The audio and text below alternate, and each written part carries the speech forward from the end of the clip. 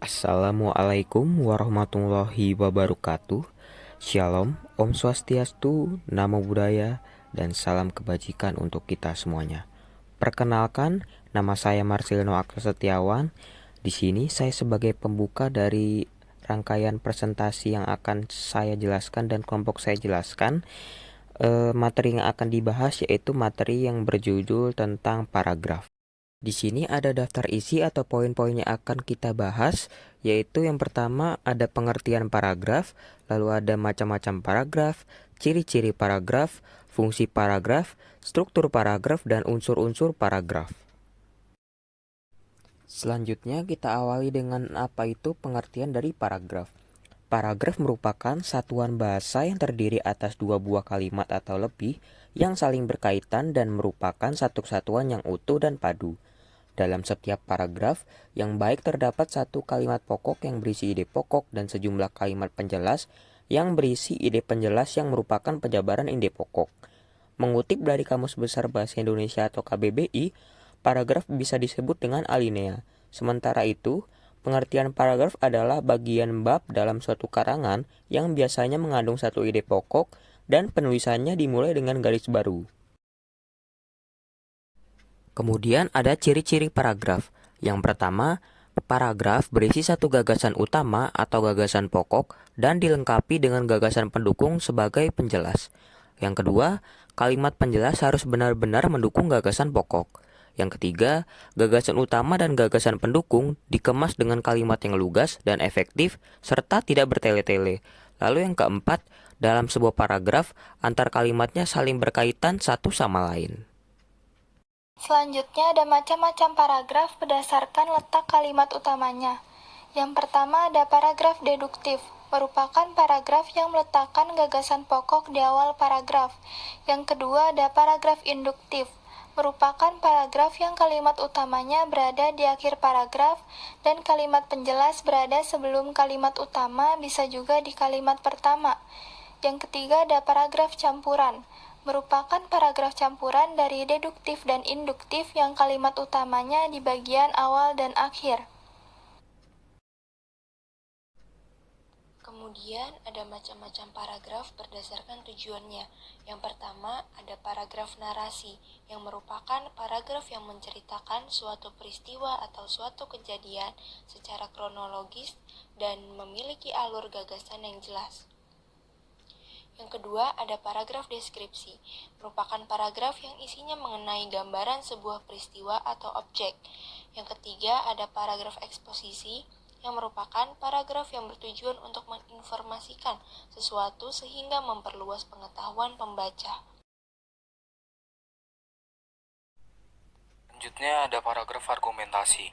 Paragraf argumentasi merupakan paragraf yang bertujuan untuk menyampaikan ide, gagasan, dan pendapat untuk meyakinkan pembaca. Yang terakhir ada paragraf persuasi, yaitu paragraf yang bertujuan untuk membujuk pembaca agar mau melakukan sesuatu yang diinginkan penulis.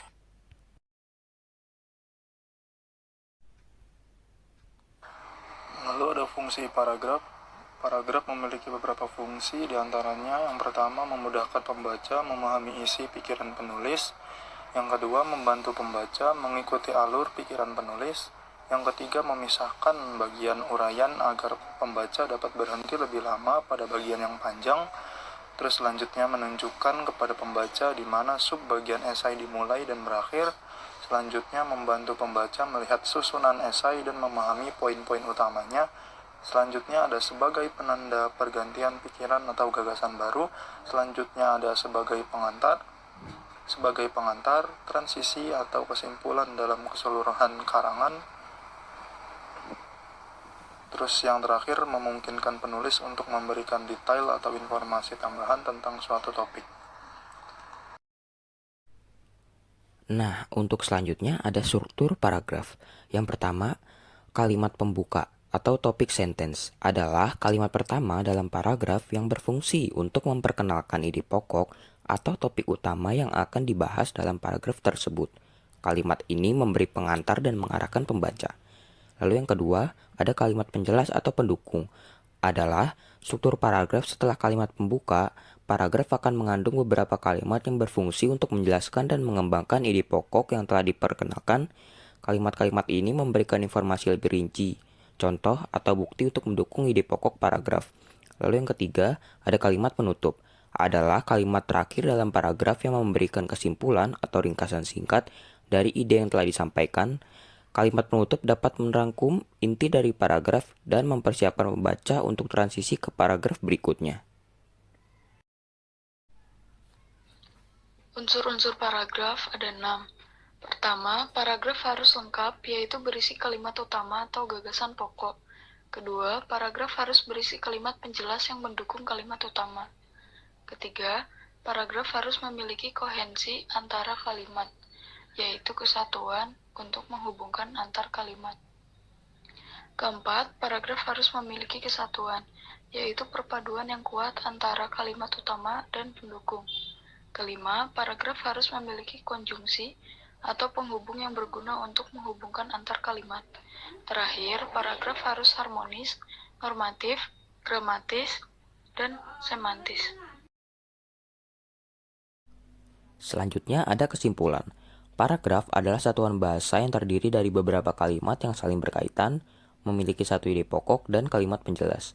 Paragraf juga merupakan seperangkat kalimat yang membicarakan suatu gagasan atau topik kalimat dalam paragraf memperlihatkan satu kesatuan pikiran atau mempunyai keterkaitan dalam membentuk gagasan atau topik tersebut. Dan di dalam sebuah paragraf terdapat kalimat topik atau kalimat pokok dan kalimat penjelas atau pendukung. Struktur paragraf mencakup kalimat pembuka, penjelas, dan penutup, serta harus memiliki koherensi dan kesatuan. Fungsi paragraf adalah memudahkan pemahaman pembaca terhadap ide penulis. Oleh karena itu, kita perlu mempelajari paragraf agar kita dapat memahami nilai-nilai yang ada di dalam bahasa Indonesia dengan baik dan benar.